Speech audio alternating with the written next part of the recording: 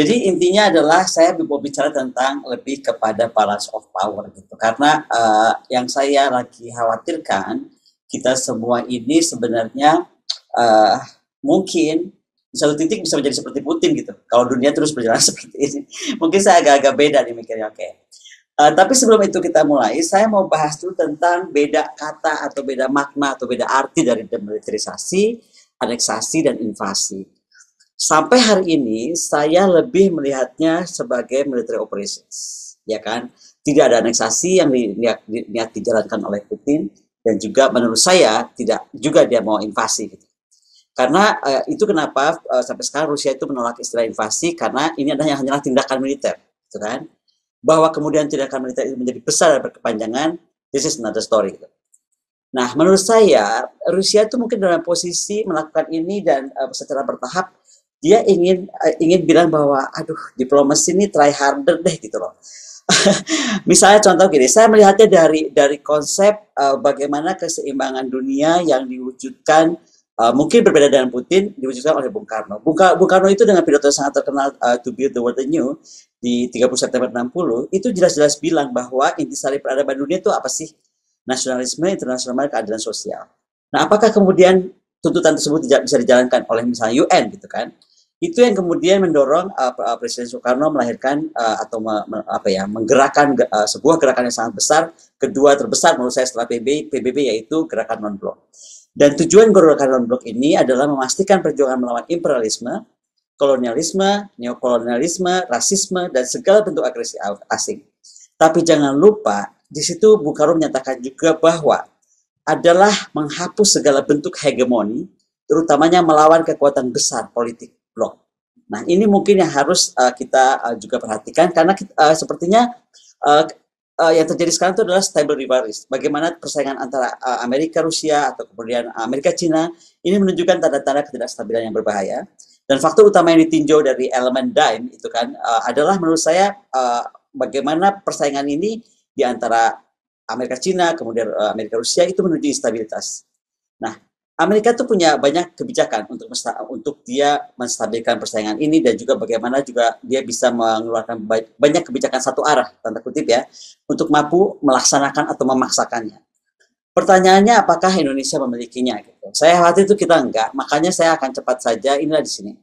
Indonesia menurut saya harusnya abstain kemarin itu gitu. Karena menurut saya agak bermasalah ketika Indonesia itu mengambil sikap. Cina saja, India, dan lain-lain itu masih mengambil posisi abstain.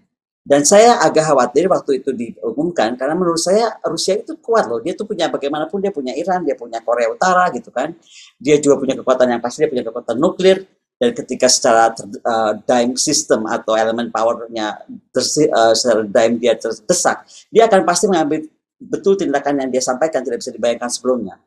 Pertanyaan saya, non-alignment countries, including Indonesia sebagai one of the pencetusnya, punya apa gitu hari ini untuk kemudian kalau kita harus berhadapan dengan Rusia? Oke, kenapa saya bilang begitu?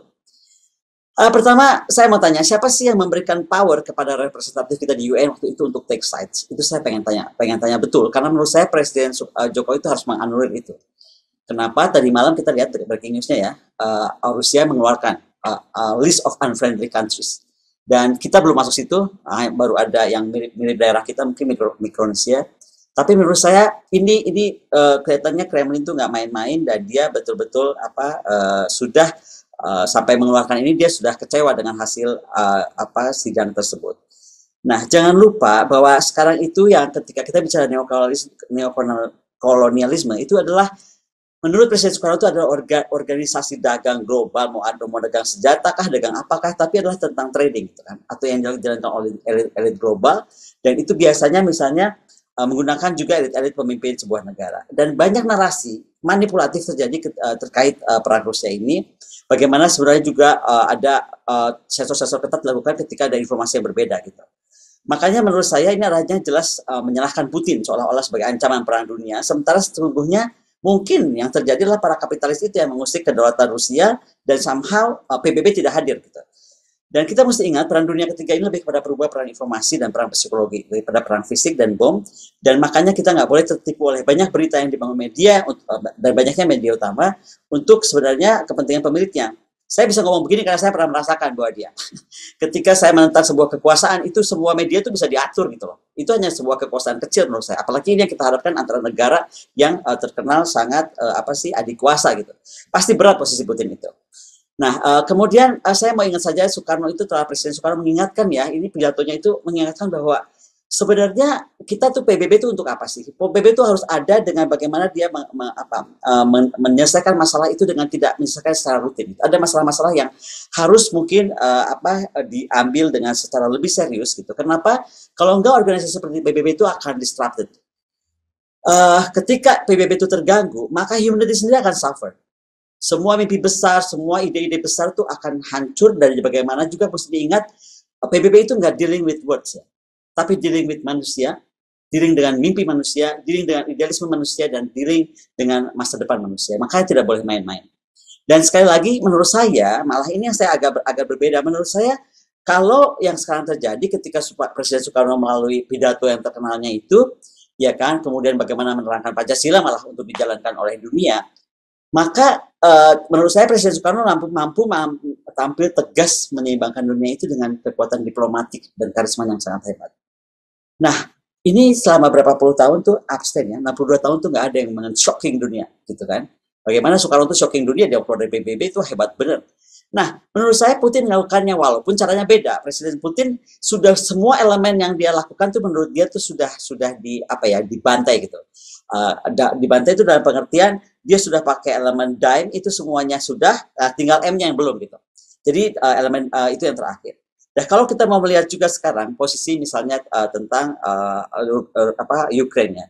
Bagaimana sebenarnya dia dari awal saya udah usah ceritakan lah tadi bagaimana Ukraina Barat Timur terpisah bla bla bla itu udah saya sampaikan dan saya rasa semua juga sudah paham.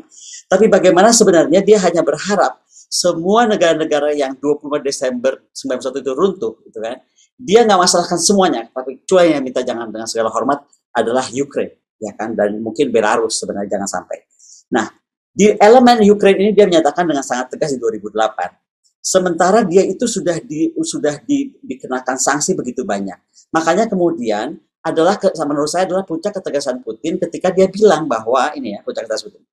Eropa itu menjawab semua permintaan tentang jaminan hukum, tentang bagaimana jangan membiayai untuk Ukraine, kemudian bagaimana dia bilang bahwa Ukraine itu ada ala-ala neo-Nazi gitu, supaya jangan terus diberlakukan, bagaimana juga dia minta Minsk 1, Minsk 2 diikuti, itu enggak. Nah, di titik ini, Putin melihat Eropa hanya menjawab bahwa mereka memiliki hak melakukan apapun yang mereka inginkan. Boleh dong, Putin juga pikir, saya juga bisa dong memikirkan apa dan melakukan apa yang saya inginkan. Artinya, bagaimana kemudian di mata Putin, Amerika dan kawan-kawan itu menutup diri. Baik opsi diplomatik, opsi hukum, apapun juga. Nah, buat Putin, menurut saya, dia tuh akan lihat inilah, dia kan bisa akses gitu. Berapa perang di dunia ini, ya kan, dan 52 perang kalau nggak salah, itu juga diinisiasi oleh Amerika Serikat, ya kan? Dan apa yang menjadi perhatian Putin adalah tentang hipokrisi isu dan terkait sanksi. Ini saya langsung ini aja ya. Ada sanksi pada Rusia yang tidak terjadi pada Amerika Serikat yang sudah secara 81% perang itu mereka inisiasi bersama kawan-kawan ya. Nah, bayangkan dari mulai hutang luar negeri yang dilarang, daripada pembekuan aset, daripada memblokir sistem Swiss Rusia, bagaimana juga 11 BUMN Rusia dibekukan, 13 perusahaan multinasional. Intinya, ya Rusia itu dibikin babak belur lah, gitu kan. Dan padahal sekali lagi Rusia itu punya sistem ketahanan yang sangat kuat menurut saya sejak dia dikucilkan atau setengah dikucilkan setelah Crimea. Nah, saya juga yakin bahwa Putin itu menghadapi sanksi yang berat ya. Termasuk bagaimana mungkin satu hari dia sudah hitung betul pertaruhan terhadap dirinya, terhadap para pemimpin negerinya, dan terhadap dia secara pribadi. Tapi sekali lagi dia sudah di titik melihat bahwa ini sudah puncak gitu.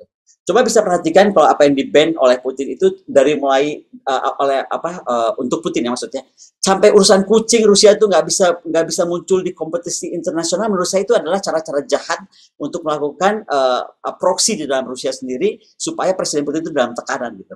Belum lagi hilang semua otomotif dari mulai mobil mewah, kemudian semua apapun lah dari mulai fashion, everything you name it gitu. Nah, menurut saya ini akan menjadi bahaya dan akan menjadi senjata makan tuan. Gitu. Itu juga terkait bagaimana terkait no-fly zone. Saya mau cepat aja ke no-fly zone. No-fly zone itu zona larangan terbang. ini kita mesti tahu kalau ini diberlakukan, menurut Putin ya dia juga harus yakin bahwa jet tempur F-15 Strike Eagle dari Rocketeers Squadron 336-nya Amerika yang ada di Estonia juga nggak terbang ke situ gitu kan. Kenapa juga mesti diingat bahwa dari sisi kapal terbang sipil ini juga lucu nih. Menurut saya itu agak aneh kalau diberlakukan zona larangan terbang karena no-fly zone ini akan berakibat negatif terhadap EU sendiri. Ada 520 pesawat sewaan Rusia dari negara EU yang akan tertahan dan itu nggak bisa diapa-apain. Nah, Zelensky itu bilang bahwa tanpa NFZ atau tanpa no-fly zone, Ukraine itu nggak berdaya. Gitu. Dan dia menuduh ke alians NATO dan kawan-kawan itu seolah memberi lampu hijau bahwa mereka memang mau Ukraine hancur. Tadi disampaikan oleh Excellency Ambassador gitu, bahwa itu even worse, malah dia sudah marah lah sama NATO, inilah itu gitu kan. Nah, pertanyaannya lah adalah apakah Zelensky paham betul gitu ya bahwa sebenarnya dengan apa yang dia minta, ini adalah banyak pertimbangan, gitu. Termasuk bagaimana NATO pasti akan berpikir keras bahwa untuk Rusia ini berbeda, karena dia tahu betul kekuatan Rusia itu seperti apa, apalagi dia nggak bisa dibandingkan dengan negara-negara lain yang pernah berkonflik dan melakukan invasi, karena Rusia ini bersenjata nuklir. Makanya kalau saya bilang sekarang itu sebenarnya semua sudah salah. Gitu. NATO sudah bingung gitu kan, karena apalagi kalau saya sampaikan Rusia itu sebagai dengan dalam konteks ini dia tetap bersikap sebagai liberator. Sehabis bombardment misalnya dia langsung memberikan bantuan kemanusiaan. Kemudian dia dinilai punya treatment baik pada pasukan Ukraine yang tertawan. Kemudian juga dia kelihatan muncul menurut saya tuh dia tuh sudah proven 10,000 hours teori itu atau kemapanan dia tuh dalam memimpin sudah terbukti. Misalnya saja dia melihat bahwa sekarang kalau kita lihat ada dari penelitian angket terakhir 71% rakyat Ukraina itu mendukung tindakan Rusia. Ini kan juga aneh gitu kan. Sementara di satu sisi Presiden Ukraina malah nakut-nakutin, bukan cuma Chernobyl nih, katanya ada 15 nuclear power plant di Ukraina yang bisa meledak dan Eropa hancur. Jadi ada yang saya kurang sepakat dengan sikap itu, dan menurut saya sekarang ini adalah bagaimana sikap Indonesia harus diambil. Pertama, kita nggak boleh masuk dalam posisi sebagai hakim. Apalagi sekarang sudah mulai membawa-bawa isu agama. Saya tuh baru kemarin beberapa hari lalu bicara dengan dubes Ukraine. Dia pakai kopiah dan dia bicara bahwa ini yang terlukai adalah umat Muslim, maka umat Muslim bergeraklah. Kemudian dia buka wawancara kecewa terhadap Presiden Jokowi yang tidak bersifat tegas. Wah, itu udah bikin saya ini minta tolong atau jadi maksa. Ini kita harus hati-hati jangan sampai terjebak ke sana. Ada satu gestur yang saya tidak terlalu approve dari dubes Ukraine, terutama juga misalnya marah kenapa Bu Retno nggak membalas WA dia atau HP dia gitu kan. Nah, kembali saya mau cuma bilang bahwa Rusia ini tidak pernah menyatakan dirinya melakukan agresi, karena memang dia tahu kok agresi itu dilarang dalam aturan PBB, hanya dalam rangka self defense agresi bisa dilakukan. Nah, self defense Putin menurut saya hari ini adalah dia bedanya apa dengan Bush, you are with me or against me. Nah, cuman kenapa perbedaan terhadap Putin dan terhadap Amerika itu beda sekali? Itu yang menurut saya kenapa tadi kita mesti ingat bagaimana Presiden Soekarno betul-betul di PBB itu bilang bahwa PBB itu harus berfungsi. Mungkin adalah isu itu juga yang kita harus angkat, gitu kan? Nah, saya juga mau ingatkan tentang ini ya. Kalau ini nggak dibereskan, isu Laut Merah dan Laut Hitamnya akan jadi masalah baru, karena kita tahu dengan lihainya Putin menandatangani beberapa agreement penting di Black Sea dan juga di Red Sea. Dan jangan sampai penularan ini berkepanjangan sehingga PBB kemudian harus paham bahwa ini sebenarnya yang harus dikendalikan bukan Ukraina, tapi bagaimana mungkin mengendalikan NATO gitu kan. Nah, sekali lagi menurut saya dunia termasuk saya berhak bertanya ya, kenapa apa yang dilakukan terhadap Putin itu beda dengan terhadap apa yang dilakukan terhadap Amerika Serikat, dan ini mungkin apa yang harus kita pikirkan betul. Nah, saya mau langsung ke Indo-Pacific region aja ya. Oke. Ini tadi disinggung oleh Ambasador Edi Pratomo. Ini yang saya takutkan, bahwa kalau kita tidak kemudian keluar dari box yang kita sekarang dijebak 62 tahun ini vakum, maka kita akan siap-siap saja menghadapi Indo-Pasifik yang akan bersatu kekuatannya dari The Quad, FPDA, dan juga AUKUS. Jadi menurut saya aliansi ini dapat sangat mungkin menjadi aliansi Indo-Pasifik, dan implikasinya itu akan kepada Papua dan Indonesia bagian timur. Yang paling penting kita akan tahu betul bahwa bagaimana sisi-sisi Indonesia Timur itu sudah juga diganggu gitu kan. Ini kan sama dengan posisi Ukraine. Nah, kemudian pembelajaran bagi Indonesia adalah ketika mengambil keputusan tentang postur ini, tentang postur pertahanan ya, bagaimana pengembangan kemampuan Indonesia itu harus mempertimbangkan stabilitas kawasan, bagaimana mengembangkan aturan formal dan informal terhadap kehadiran fakta-fakta ini di kawasan, bagaimana kemudian membentuk sistem regional atau internasional untuk kita mampu mengendalikan, bagaimana juga berusaha mempertahankan dan mendalami non-alignment movement. Kalau kita masih mempertahankan non-alignment movement, karena so far itu yang kita masih suarakan, ya kan? Tapi tolong catat non-alignment movement Presiden Soekarno itu bebas aktif. Bukan cuma bebas tapi aktif. Nah itu, apakah kita masih aktif? Nah kalau kita aktif kita harusnya jadi stabilisator. Bukan Turki yang harus ambil posisi kemarin, tapi sebenarnya Indonesia tuh bisa sangat gitu. Saya cuma mau ingatkan, Indonesia mungkin harus berpikir tentang apa NAM dan bagaimana NAM kita ke depan ini loh. Indo-Pacific region ini akan menjadi target berikutnya. Dan saya cuma mau underline di sini, Putin nggak keberatan tuh ada US CENTCOM, ada US EUCOM, ada apapun. Ingat ya, sama seperti kita nggak berkeberatan ada US Indo-PACOM. Tapi jangan salah ketika jadi NATO, itu jadi ketika NATO yang muncul, pasti buat Putin itu mengerikan. Sama seperti sekarang kita mau bilang bahwa Indonesia nggak keberatan, dari kapan juga ada US Indo-PACOM di kawasan kita, tuh yang biru muda itu. Tapi once menjadi Pakta Pertahanan Indo-Pasifik, which is bergabungnya AUKUS, FPDA dan juga The Quad, wah itu pasti kita harus bereaksi, kalau nggak bereaksi ya kebangetan gitu. Jadi kalau saya memperlihatkan ini loh, kalau kita mau gambar kasar aja ya, inilah gabungan kekuatan FPDA, The Quad sama AUKUS kalau bergerak. Belum lagi ditambah, saya belum masukkan, sekarang ada Perancis di 4 bagian itu ada 4 fleet yang tersebar di antara New Caledonia sampai pulau lain Perancis yang dekat Afrika itu, dan itu mempengaruhi betul kepada kita ke atas. Belum lagi Jerman dan lain-lain. Jadi sekali lagi kita mesti melihat juga ada masalah baru. Nama Indo-Pasifik dirubah pun itu buat India menjadi masalah. Menurut India, kalau namanya Indo-Pasifik itu artinya hanya emphasize kepada ASEAN.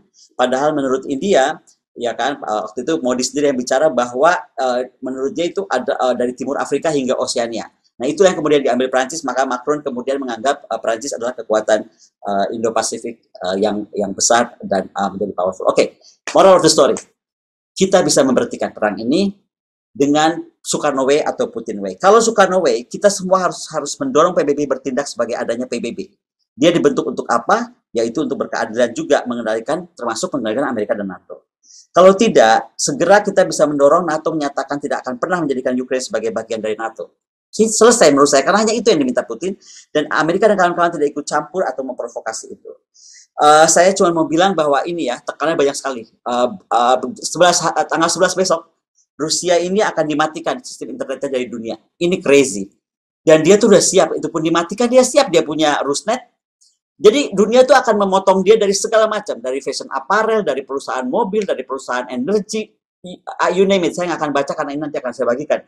Tapi menurut saya dia tuh akan menjadi negara yang diisolir. Dan percaya saya, ketika Rusia diisolir, ini akan lebih gila daripada Cina.